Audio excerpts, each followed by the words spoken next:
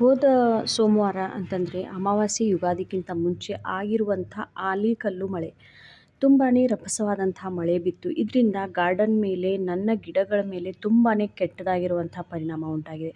ಅದನ್ನೆಲ್ಲ ನಿಮ್ಮ ಜೊತೆ ಶೇರ್ ಮಾಡಬೇಕು ಅಂತ ಈ ವಿಡಿಯೋ ಮಾಡ್ತಾಯಿದ್ದೀನಿ. ಯಾಕಂತಂದರೆ ನಾನು ಡೈಲಿ ವಿಡಿಯೋ ಹಾಕ್ತಾ ಇರ್ತೀನಿ. ಆದರೆ ಇನ್ನು ಮುಂದೆ ಸ್ವಲ್ಪ ಗಿಡಗಳು ರಿಕವರ್ ಆಗೋವರೆಗೂ ನಾನು ನಿಮಗೆ ಯಾವುದೇ ರೀತಿಯ ಹೆಚ್ಚಿನ ಮಾಹಿತಿ ಕೊಡೋದಕ್ಕಾಗಲ್ಲ. ಯಾಕಂತಂದರೆ ಈ ರೀತಿಯ ಗಿಡಗಳನ್ನು ತೋರಿಸೋದಕ್ಕೆ ನನಗೂ ಒಂಥರ ಬೇಜಾರು, ನೋಡೋದಕ್ಕೆ ನಿಮಗೂ ಕೂಡ ಖುಷಿ ಅನಿಸಲ್ಲ. ಹಾಗಾಗಿ ಇವತ್ತಿನ ವಿಡಿಯೋ ಅಂತಂದರೆ ಇವತ್ತಿಗೆ ಒಂದು 5ರಿಂದ 6 ದಿನ ಆಯಿತು ಮಳೆಯಾಗಿ. ತುಂಬಾ ರಭಸವಾದಂತಹ ಮಳೆ, ಗಿಡಗಳ ಎಲೆಗಳೆಲ್ಲ ಕಟ್ಟಾಗಿಬಿಟ್ಟಿದೆ, ಹರಿದೋಗ್ಬಿಟ್ಟಿದೆ. ಅಷ್ಟು ಜೋರಾಗಿ ರಪ ರಪ ಅಂತ ಆನೆಕಲ್ಲು ಬೀಳ್ತಾಯಿತ್ತು, ಐಸ್ ಬಾಲ್ಸ್ ಬೀಳ್ತಾಯಿತ್ತು. ತುಂಬಾ ದೊಡ್ಡದಾಗಿರುವಂಥ ಕ್ರಿಸ್ಟಲ್ಸ್ ಬಿದ್ದಿರೋದ್ರಿಂದ ಎಲೆಗಳೆಲ್ಲ ಕಟ್ಟಾಗಿದೆ, ಕೆಲವೊಂದು ಬ್ರಾಂಚಸ್ ಕಟ್ಟಾಗಿದೆ. ನೋಡಿ, ಇದು ನಮ್ಮ ಕಡೆ ಎಲ್ಲ ಅಳು ಅಂತಾರೆ ಅಥವಾ ಪತ್ರೋಡೆ ಅಂತೆಲ್ಲ ಮಾಡ್ತಾರಲ್ಲ, ಅದ್ರ ಗಿಡ ತುಂಬಾ ಹರಿದೋಗ್ಬಿಟ್ಟಿದೆ, ಎಲೆಗಳೆಲ್ಲ ಕಟ್ಟಾಗಿದೆ, ಕೆಲವೊಂದು ಬ್ರಾಂಚಸ್ ಕಟ್ಟಾಗಿಬಿಟ್ಟಿದೆ, ಮುರಿದೋಗಿದೆ. ನೀವೆಲ್ಲ ನನ್ನ ಹಳೆಯ ವಿಡಿಯೋ ನೋಡಿದರೆ ನಿಮಗೆಲ್ಲ ಗೊತ್ತಾಗಿರುತ್ತೆ ನನ್ನ ಗಿಡದಲ್ಲಿ ಎಷ್ಟು ಚೆನ್ನಾಗಿ ಗ್ರೋತ್ ಆಗಿತ್ತು. ಆದರೆ ಒಂದು ಮಳೆ ಎಲ್ಲ ಮೊಗ್ಗುಗಳನ್ನು ಉದುರಿಸ್ಬಿಟ್ಟು, ಎಲ್ಲ ಚಿಗುರು ಕಟ್ಟಾಗೋಯಿತು, ಎಲ್ಲ ಚಿಕ್ಕದಾಗಿರುವಂಥ ಬ್ರಾಂಚಸ್ ಎಲ್ಲ ಕಟ್ಟಾಗೋಯಿತು, ಹೂಗಳೆಲ್ಲ ಹಾಳಾಯಿತು. ಕೆಲಂಚೋ ಗಿಡದಲ್ಲಿ ಚೆನ್ನಾಗಿ ಹೂಗಳು ಬರ್ತಾಯಿತ್ತು, ದಾಸವಾಳ ಗಿಡದಲ್ಲಿ ತುಂಬ ಮೊಗ್ಗುಗಳಿದ್ವು, ಗುಲಾಬಿ ಗಿಡದಲ್ಲಿ ಮೊಗ್ಗುಗಳಿತ್ತು, ಎಲ್ಲ ಗಿಡಗಳು ತುಂಬ ಚೆನ್ನಾಗಿ ಬೆಳೀತಾ ಇತ್ತು. ಆದರೆ ಕೇವಲ ಒಂದು 5ರಿಂದ 6 ಗಂಟೆಯ ಮಳೆ ಕಂಟಿನ್ಯೂಸ್ ಆಗಿ ಫಸ್ಟ್ ಒಂದು 2 ಗಂಟೆ ಬಿತ್ತು, ಆಮೇಲೆ ಒಂದು 2 ಗಂಟೆ ಮಳೆ ಆಯಿತು. 4ರಿಂದ 5 ಗಂಟೆನಾದರೂ ಸುಮಾರು ಮಳೆ ಬಿತ್ತು. ನೋಡಿ ಯಾವ ರೀತಿ ಗಿಡಗಳು ಹಾಳಾಗೋಗ್ಬಿಟ್ಟಿದೆ. ನಿಮ್ಮ ಕಡೆ ಎಲ್ಲ ಹೇಗಾಯಿತು? ನಿಮ್ಮಲ್ಲಿ ಗಿಡಗಳಿದ್ದರೆ, ಗಾರ್ಡನ್ ಇದ್ದರೆ, ನಿಮ್ಮ ಗಿಡಗಳ ಮೇಲೆ ಏನೆಲ್ಲ ಎಫೆಕ್ಟ್ ಆಗಿದೆ ಅನ್ನೋದನ್ನು ಕಮೆಂಟ್ನಲ್ಲಿ ತಿಳಿಸಿ. ನೋಡಿ, ಮೊಗ್ಗುಗಳ ಮೇಲೂ ಅತಿಯಾದಂಥ ಆನೆಕಲ್ಲು ಬಿದ್ದಿರೋದ್ರಿಂದ ಮೊಗ್ಗುಗಳೆಲ್ಲ ಡ್ಯಾಮೇಜ್ ಆಗಿದೆ. ತುಂಬಾ ಹೇಳೋದಕ್ಕೆ ತುಂಬ ಬೇಜಾರು ಅನ್ನಿಸ್ತಾ ಇದೆ. ಯಾಕಂತಂದರೆ ಮಳೆ ಬಿದ್ದರೆ ನಮಗೆ ಖುಷಿ ಅನಿಸುತ್ತೆ. ಆದರೆ ಈ ಸಲದ ಮಳೆ ಏನಾಯಿತು ಅಂತಂದರೆ ಗಿಡಗಳ ಮೇಲೆ ಸುಮಾರು ನಾವೆಲ್ಲ ನ್ಯೂಸ್ನಲ್ಲಿ ನೋಡ್ತಾ ಇದ್ದೀವಿ, ಹೊಲಗಳ ಮೇಲೆ, ಬೆಳೆಗಳ ಮೇಲೆ ತುಂಬ ಕೆಟ್ಟದಾಗಿರುವಂಥ ಪರಿಣಾಮ ಉಂಟಾಗಿದೆ. ನೋಡಿ, ಇವತ್ತು ಭಾನುವಾರ, ಇವತ್ತಿನ ಒಂದು ಕ್ಲಿಪ್ಪಿಂಗ್ ಇದು. ನೋಡಿ, 5ರಿಂದ 6 ದಿನ ಆದ ನಂತರ ಗಿಡದಲ್ಲಿ ಎಲೆಗಳು ಸ್ವಲ್ಪ ರಿಕವರ್ ಆಗ್ತಾ ಇದೆ ಅಂತ ಅನ್ನೋದಷ್ಟೇ. ನಾನು ಇನ್ನೂವರೆಗೂ ಗಿಡಗಳಿಗೆ ಯಾವುದೇ ರೀತಿಯ ನೀರನ್ನು ಹಾಕಿಲ್ಲ. ಅಷ್ಟು ಜೋರಾಗಿ, ಅಷ್ಟು ಹೆವಿ ಮಳೆಯಾಗಿರೋದ್ರಿಂದ ಮಣ್ಣಿನಲ್ಲಿ ಇನ್ನೂ ತೇವಾಂಶ ಇತ್ತು. ಇವತ್ತೇನಾಗಿದೆ ಅಂತಂದರೆ ಸ್ವಲ್ಪ ತೇವಾಂಶ ಕಡಿಮೆಯಾಗಿದೆ. ಹಾಗಾಗಿ ಇವತ್ತು ನಾನು ಒಂದು ಫರ್ಟಿಲೈಸರ್ ಕೂಡ ಹಾಕ್ತಾಯಿದ್ದೀನಿ.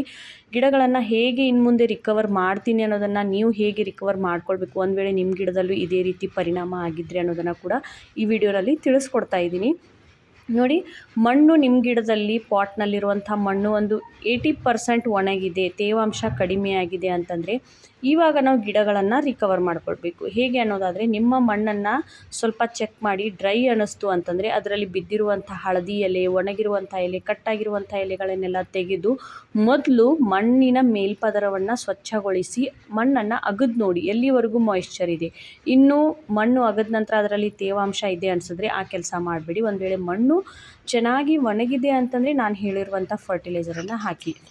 ಗಿಡಗಳಿಗೆ ತುಂಬ ಸ್ಟ್ರೆಸ್ ಆಗಿದೆ, ಗಿಡಗಳು ತುಂಬ ಆಘಾತಕ್ಕೊಳಗಾಗಿದೆ. ಇವಾಗ ನಾವು ಹೆಚ್ಚಿಗೆ ಯಾವುದೇ ಹೆವಿ ಫರ್ಟಿಲೈಸರ್ ಹಾಕೋದು ಬೇಡ.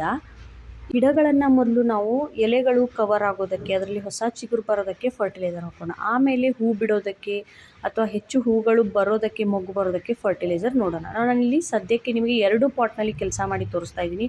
ನನ್ನ ಹತ್ರ ಸುಮಾರು 300 ಗಿಡಗಳಿವೆ. ಅವೆಲ್ಲ ಗಿಡಗಳಿಗೆ ಕವರ್ ಮಾಡೋದನ್ನು ತೋರಿಸೋದಕ್ಕಾಗಲ್ಲ.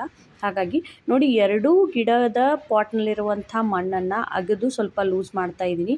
ಮಣ್ಣು ಅತಿಯಾಗಿ ರಭಸವಾಗಿ ಬಿದ್ದಿರೋದ್ರಿಂದ ಮಣ್ಣು ಸ್ವಲ್ಪ ಟೈಟ್ ಆಗಿದೆ. ಆದರೆ ಸ್ವಲ್ಪ ಅಗದ ನಂತರ ಕೆಳಗಡೆ ಇರುವಂಥ ಮಣ್ಣು ಮೊದಲು ಹೇಗಿತ್ತೋ ಹಾಗೆ ಲೂಸ್ ಆಗೇ ಇದೆ. ಈ ರೀತಿ ಲೂಸ್ ಮಾಡ್ಕೊಂಡ ನಂತರ ಮಣ್ಣಿನಲ್ಲಿರುವಂಥ ಒಂದು ವೇಳೆ ಏನಾದರೂ ಫಂಗಸ್ ಉಂಟಾಗಿದ್ದರೆ ಅಥವಾ ಗಿಡಗಳ ಬೇರುಗಳಿಗೆ ಏನಾದರೂ ಡ್ಯಾಮೇಜ್ ಆಗಿದ್ದರೆ ನಾವು ಹಾಕುವಂಥ ಫರ್ಟಿಲೈಸರ್ ಕೆಳಗಡೆ ಒಳಗೂ ಇಳಿಯುತ್ತೆ.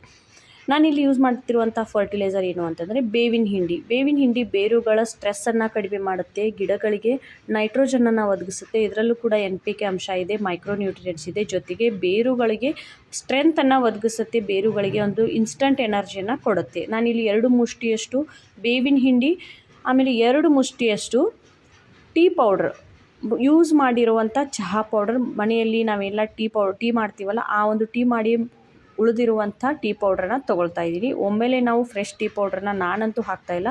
ನಿಮ್ಮ ಹತ್ರ ಇದ್ದರೆ ನೀವೇನು ಮಾಡಿ, ಇಲ್ಲಿ ನಾನು 2 ಮುಟ್ಟಿಗೆ ತೊಗೊಂಡಿದ್ದೀನಿ, ನೀವು ಅದಕ್ಕೆ ಬದಲಾಗಿ ಒಂದು 4 ಚಮಚ ತೊಗೊಳ್ಬೋದು. ಇವೆರಡರಲ್ಲೂ ಇದು ನ್ಯಾಚುರಲ್ ಕಂಪೋಸ್ಟ್ ಥರ ಕೆಲಸ ಮಾಡುತ್ತೆ. ನೈಟ್ರೋಜನ್ ಇದೆ, ಕ್ಯಾಲ್ಶಿಯಂ ಇದೆ, ಆಮೇಲೆ ಫಾಸ್ಫರಸ್ ಇದೆ, ಐರನ್ ಇದೆ.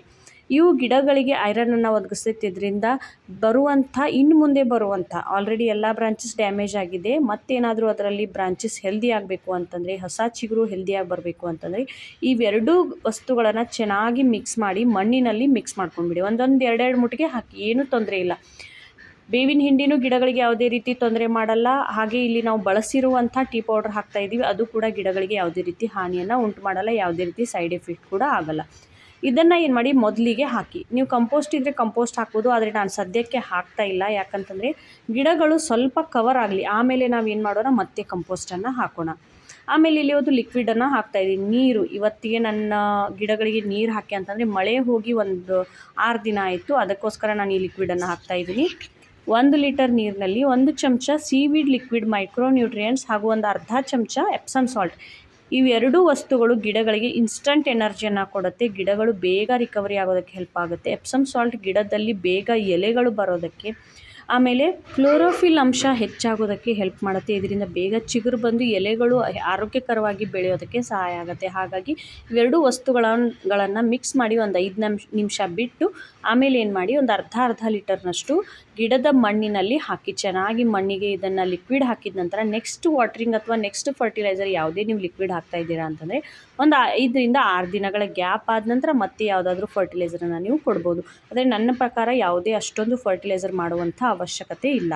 ತುಂಬಾ ಬೇಜಾರಾಗ್ತಾ ಇದೆ ಗಿಡಗಳ ಅವಸ್ಥೆಯನ್ನು ನೋಡಿ. ಆದರೆ ನಾವು ಕವರ್ ಮಾಡ್ಕೊಳ್ಳೋಣ, ಮತ್ತೆ ಗಿಡಗಳನ್ನು ಆರೋಗ್ಯಕರವಾಗಿ ಬೆಳೆಸ್ಕೊಳ್ಳೋಣ. ಯಾಕಂತಂದರೆ ಪರಿಸರ ಪ್ರೇಮಿಗಳಿಗೆ, ಗಿಡಗಳನ್ನು ಬೆಳೆಸ್ತಾ ಇರೋರಿಗೆ ಇಂಥ ನೈಸರ್ಗಿಕ ಸಮಸ್ಯೆಗಳು ಅಷ್ಟೊಂದೇನು ದೊಡ್ಡದಲ್ಲ. ಆಮೇಲೆ ನೋಡಿ, ಈ ರೀತಿ ಮಲ್ಲಿಗೆ ಗಿಡ ಹೂಗಳು ಬರ್ತಾ ಇದೆ, ಇದ್ರ ಬಗ್ಗೆನೂ ಕೂಡ ನಾನು ಮುಂದೆ ವಿಡಿಯೋ ಮಾಡ್ತೀನಿ. ತುಂಬ ಚೆನ್ನಾಗಿ ಹೂಗಳು ಆಗ್ತಾ ಇದೆ, ಬೆಳೀತಾ ಇದೆ, ಅದ್ರ ಬಗ್ಗೆನೂ ವಿಡಿಯೋ ಮಾಡೋಣ.